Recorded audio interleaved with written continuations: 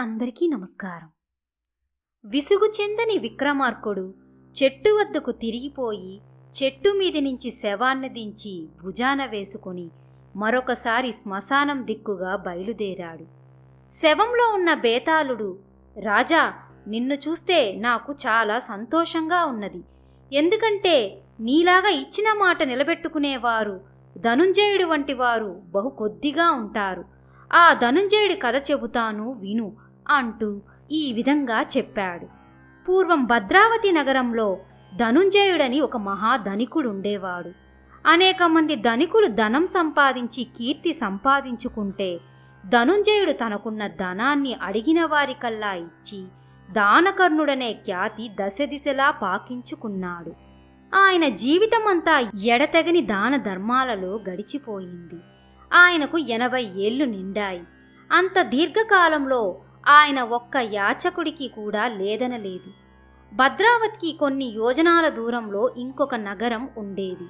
అందులో ధీరవర్మ అనే యువకుడు ఉండేవాడు. అతను కూడా అపార ధనవంతుడు.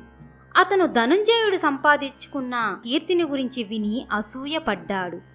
ఈ ధనుంజయుడు నాకన్నా ధనికుడు కాడు, అటువంటప్పుడు దానకర్ణుడని ఆయన సంపాదించిన కీర్తి నేను మాత్రం ఎందుకు సంపాదించకూడదు అనుకొని అతను కూడా అడిగిన వారందరికీ లేదనకుండా దాన ధర్మాలు చేయసాగాడు. కొద్ది కాలంలోనే ధీరవర్మను గురించి కూడా ధనుంజయుని గురించి చెప్పుకున్నట్టే చెప్పుకోసాగారు. ఒకనాడు ధీరవర్మ తన ఇంటి ముందు ఆవరణలో కూర్చుని ఉండగా ఒక ముసలిది వచ్చి యాచించింది. ధీరవర్మ ఆమె చేతిలో కొంత డబ్బు పెట్టాడు. ఆమె వెళ్ళిపోయినట్టే వెళ్ళిపోయి ఇంకో వాకిలి గుండా మళ్ళీ వచ్చి చెయ్యి చాచింది. ఇది గమనించి కూడా ధీరవర్మ ఆమెకు మళ్ళీ ధర్మం చేశాడు. కాని ఆ ముసలిది అప్పటికీ వెళ్ళిపోలేదు. మూడో వాకిలి గుండా మళ్ళీ వచ్చింది. ధీరవర్మ ఆమెకు ఈ విధంగా 12 సార్లు ధర్మం చేసి మళ్ళీ 13ఓసారి ఆమె వచ్చినప్పుడు, ముసలిదానా, ఇప్పటికీ 12 సార్లు నా దగ్గర దానం పట్టి మళ్ళీ 13ఓసారి చెయ్యి చేస్తున్నావు అన్నాడు.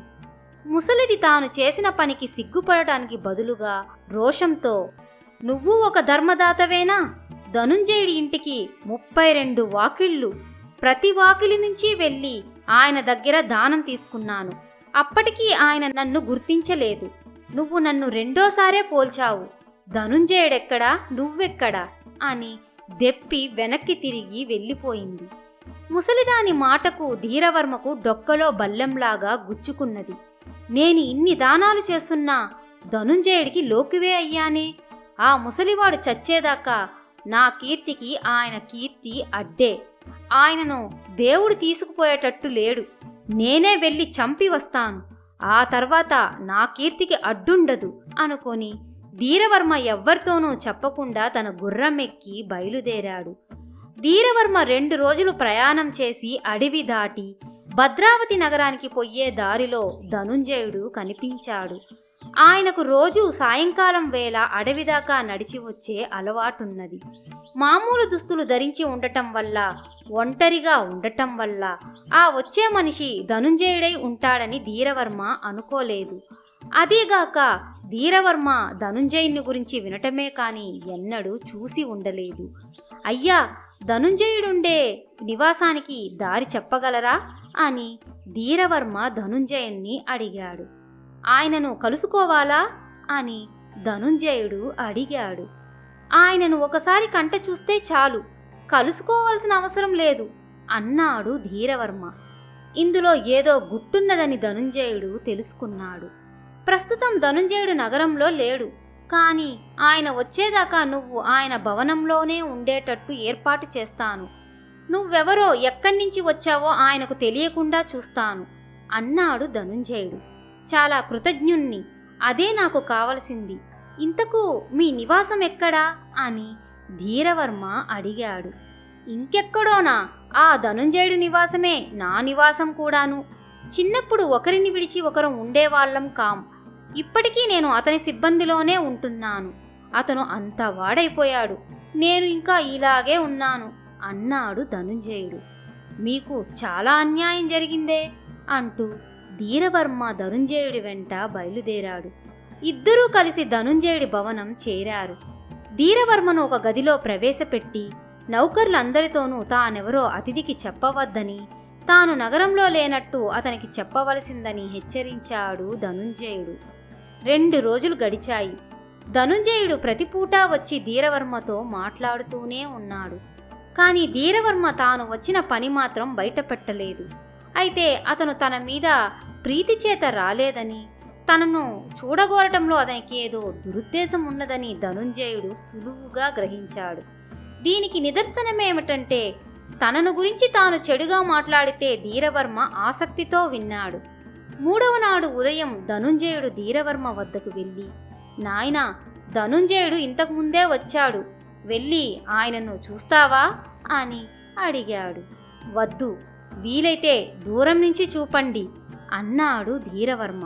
ఇంతకు నువ్వు వచ్చిన పని నా చెవిన వేశావు కావు, అది ఎటువంటిదైనా సరే తప్పక జరిగేటట్టు చూస్తాను, నీకు తగిన సలహా కూడా ఇస్తాను, నీకేమీ సంకోచం వద్దు, చెప్పు అని ధనుంజయుడు ధీరవర్మను ప్రోత్సహించాడు. చాలాసేపు సంకోచించి ధనుంజయుడి చేత ప్రమాణాలు చేయించుకొని చివరకు ధీరవర్మ తాను వచ్చిన పని కాస్త బయటపెట్టాడు. అతను తనను చంపటానికి వచ్చాడని తెలిసిన ధనంజయుడు మొదట నిర్ఘాంతపోయాడు.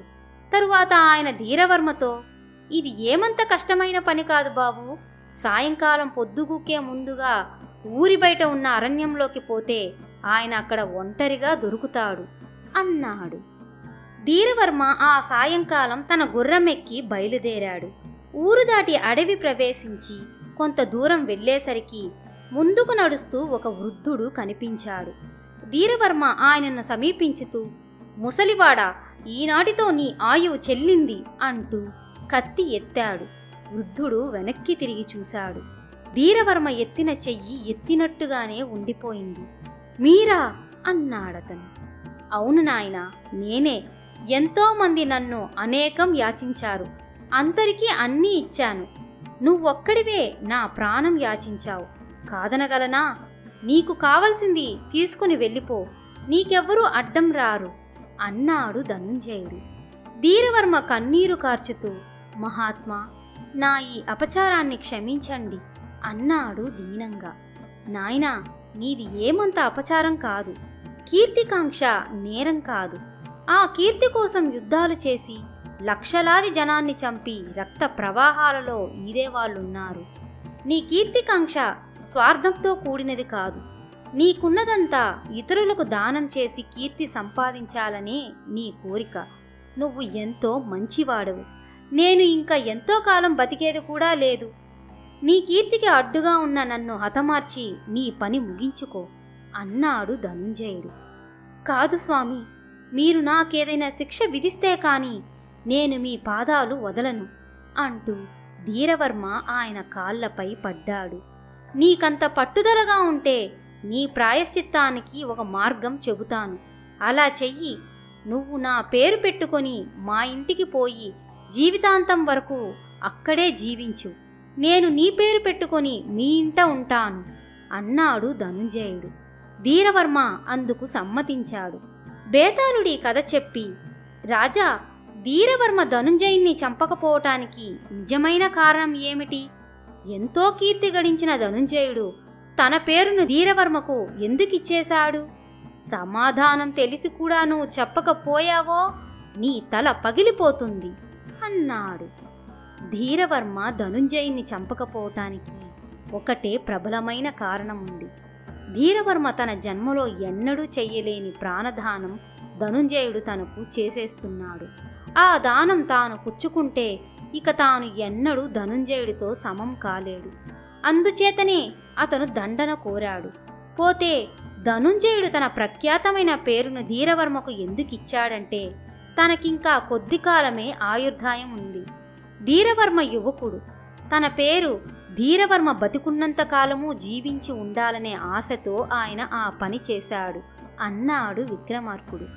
ఈ విధంగా రాజుకు తిరిగి మౌనభంగం కలగగానే బేతాళుడు శవంతో సహా మాయమై మళ్ళీ చెట్టెక్కాడు. ధన్యవాదాలు.